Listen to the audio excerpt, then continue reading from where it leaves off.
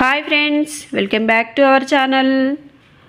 ఈరోజు మన వీడియో వచ్చేసి ఇంట్లోనే చాలా సింపుల్గా ఈజీగా అందరికీ ఎంతో ఇష్టమైన ఐస్ క్రీమ్ ఎలా తయారు చేసుకోవాలో ఈ వీడియోలో అయితే చూసేద్దాం.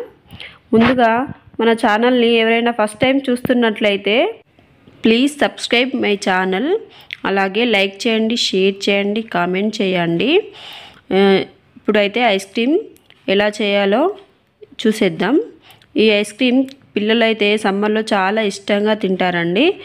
ఈ ఐస్ క్రీమ్ అయితే ఇంట్లో ఉండే వస్తువులతోనే చాలా ఈజీగా తయారు చేసుకోవచ్చండి. ముందుగా నేనైతే ఒక ముక్కుడు పెట్టుకున్నాను. అందులో వెన్న తీయని పాలు వేసుకోవాలి 1 లీటర్ వరకు. ఇప్పుడు అందులో నుంచి ఒక పెద్ద స్పూన్తోని 1 స్పూన్ వరకు మిల్క్ వేరే తీసుకున్నాను. ఇప్పుడు ఇందులో కార్న్ఫ్లోర్ 2 టేబుల్ స్పూన్ వరకు కార్న్ఫ్లోర్ వేసుకొని బాగా మిక్స్ చేసుకోవాలి, ఉండలు లేకుండా. మొత్తం ఉండలు ఉండకుండా నీట్గా కొంచెం పల్చగా చేసుకోవాలి. అవసరం ఉంటే మరిన్ని పాలు వేసుకొని కూడా చేసుకోవచ్చు. ఇలా ఉండాలి, ఇలా చేసుకోవాలి. ఇప్పుడు పాలు ఒక్కసారి పొంగు వస్తే సరిపోతుంది. చూడండి, మరుగుతున్నాయి పాలు. ఒకసారి పొంగు వచ్చే వరకు ఇలా కొంచెం మీడియం ఫ్లేమ్లో పెట్టుకొని మరిగించుకోవాలి. చూడండి, ఇప్పుడు కొంచెం పొంగు వచ్చాయి కదా. పొంగు వచ్చాక ఇప్పుడు ఇందులో మనం మన రుచికి తగినట్లు షుగర్ యాడ్ చేసుకోవాలి. అంటే ఒక్కొక్కరు ఎక్కువ తినొచ్చు, మరి ఒక్కొక్కరు తక్కువ తినొచ్చు. కాబట్టి ఎవరి రుచికి తగ్గినట్టు వాళ్ళు షుగర్ అయితే యాడ్ చేసుకోండి. ఇప్పుడు ఇలా షుగర్ వేసుకున్న తర్వాత మరొకసారి పాలు మరగనివ్వాలి. ఇలా మరుగుతున్నంతసేపు స్పూన్తో ఇలా అనాలి.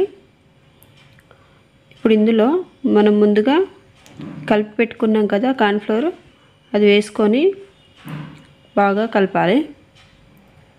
ఇది వేసుకున్న నుండి పాలను అయితే కలుపుతూనే ఉండాలి. లేకపోతే ఇది బాగా మాడిపోతుంది, దగ్గరగా వచ్చి అంత ఉండలు ఉండలుగా కట్టి మాడిపోతుంది. కాబట్టి ఇలా కలుపుతూనే ఉండాలి. చూడండి, కొంచెం కొంచెం చిక్కపడుతుంది. ఇప్పుడు ఇలా స్పీడ్గా కలుపుతూనే ఉండాలి. ఇలా కలపడం ద్వారా మనకు ఉండలు లేకుండా వస్తుంది, చిక్కగా దగ్గరగా అవుతుంది. కాబట్టి ఇలా కలుపుతూనే ఉండాలి.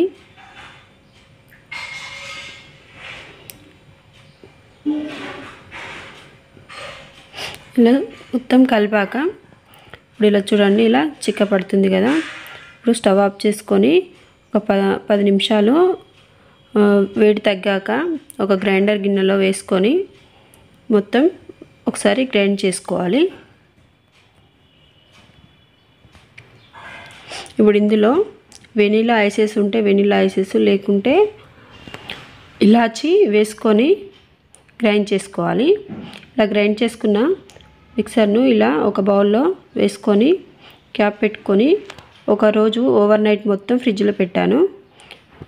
తర్వాత రోజు తీసి ఇలా ఒక బౌల్లో సర్వ్ చేసుకోవాలి. చూడండి, చాలా గట్టిగా అయింది. చూడండి, చాలా బాగా వచ్చిందండి ఐస్ క్రీమ్ అయితే.